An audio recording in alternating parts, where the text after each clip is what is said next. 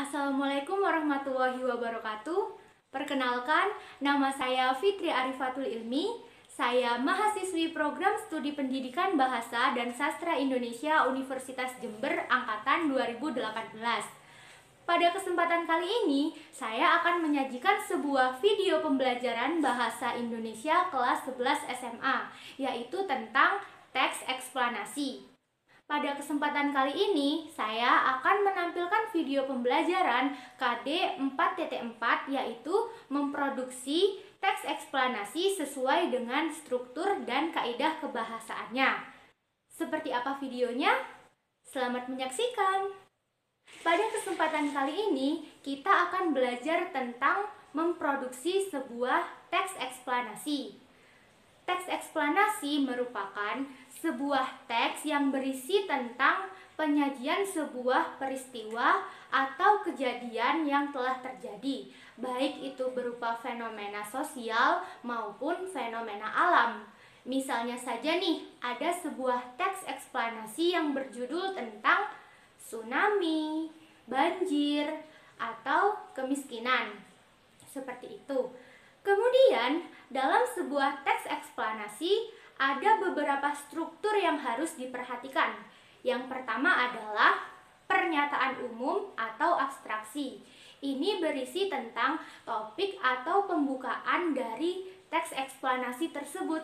Biasanya terdiri dari satu paragraf. Kemudian yang kedua adalah urutan sebab dan akibat. Pada urutan dan sebab akibat ini dijelaskan bagaimana proses terjadinya fenomena tersebut yang beruntun. Kemudian yang terakhir, yang ketiga adalah penutup atau interpretasi.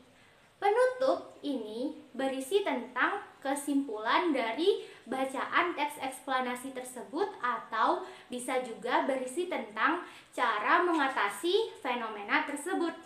Nah, setelah kita mempelajari atau bisa mengerti ketiga struktur teks eksplanasi tersebut, selanjutnya kita akan belajar tentang kaidah kebahasaan yang terdapat dalam sebuah teks eksplanasi.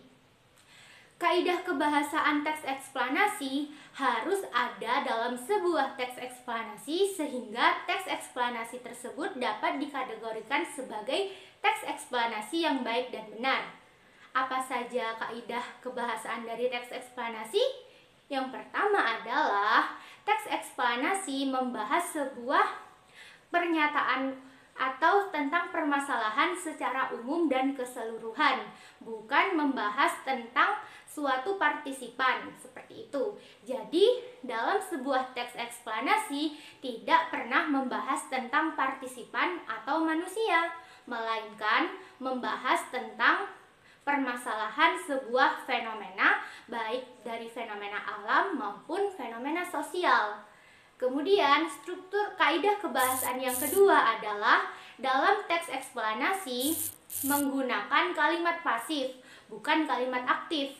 Jadi di situ dalam kalimat yang digunakan dalam teks eksplanasi menggunakan kalimat pasif. Misalnya saja menggunakan kata kerja disebabkan, dikarenakan, seperti itu.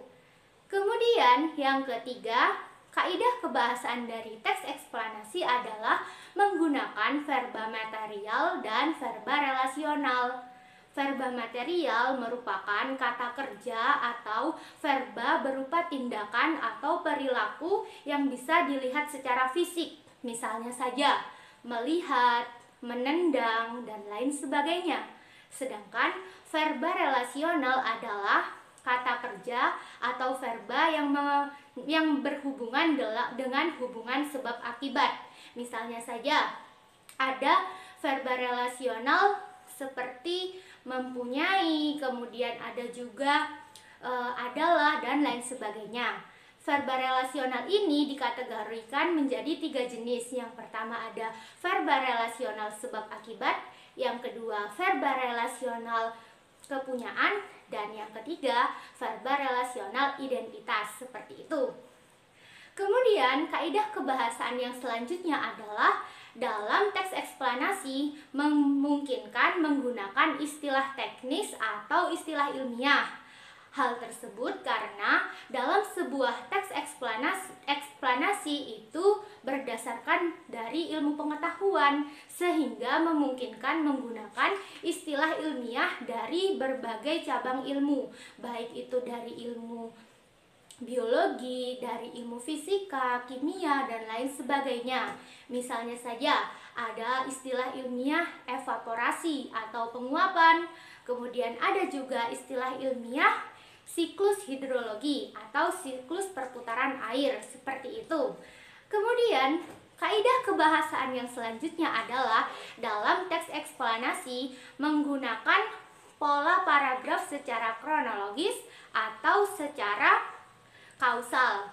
Secara kronologis artinya dalam sebuah teks eksplanasi paragrafnya itu disajikan secara berurutan berdasarkan urutan waktu.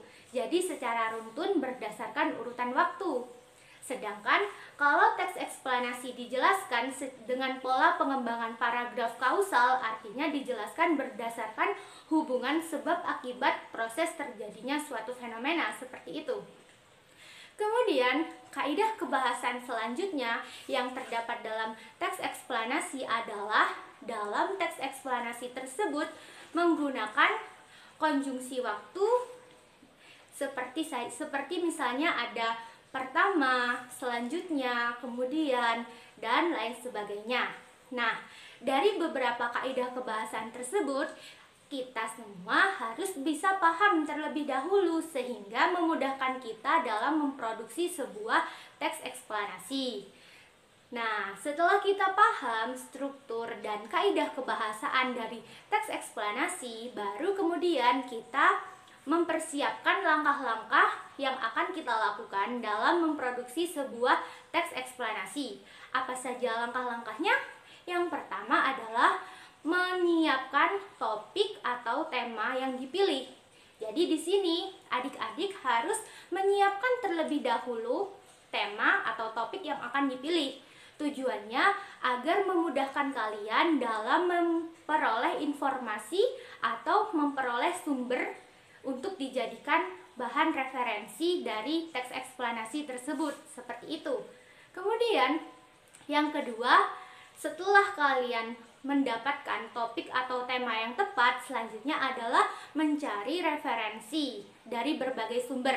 Nah, dalam memperoleh informasi dari berbagai sumber ini, kalian harus memperoleh informasi yang valid atau harus terhindar dari yang hoax, seperti itu, sehingga keilmiahan atau ketepatan dari teks eksplanasinya bisa dipertanggungjawabkan.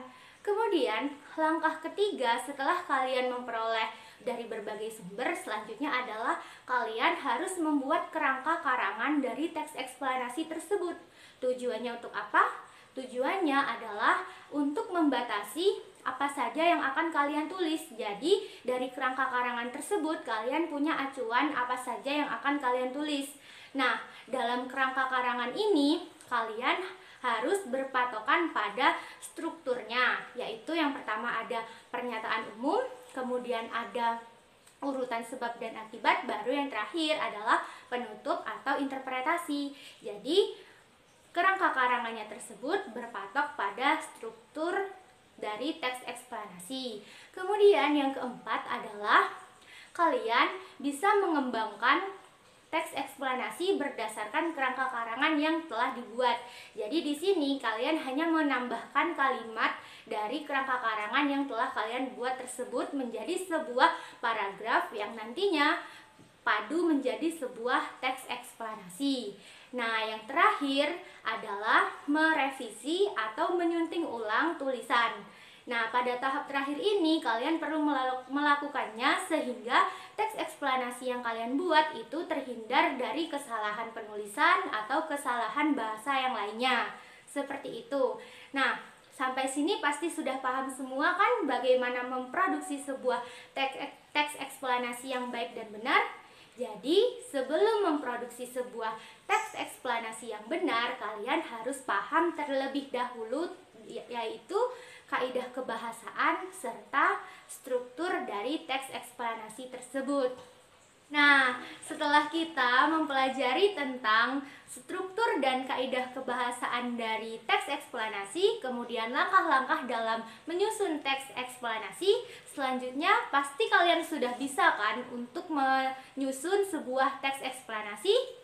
Jadi, silahkan kalian coba membuat sebuah teks eksplanasi berdasarkan struktur dan kaidah kebahasaan yang tepat. Tadi video pemaparan materi tentang menyusun teks eksplanasi berdasarkan struktur dan kaidah kebahasaannya. Kurang lebihnya mohon maaf. Wabillahi taufik wal hidayah. Wassalamualaikum warahmatullahi wabarakatuh. Terima kasih.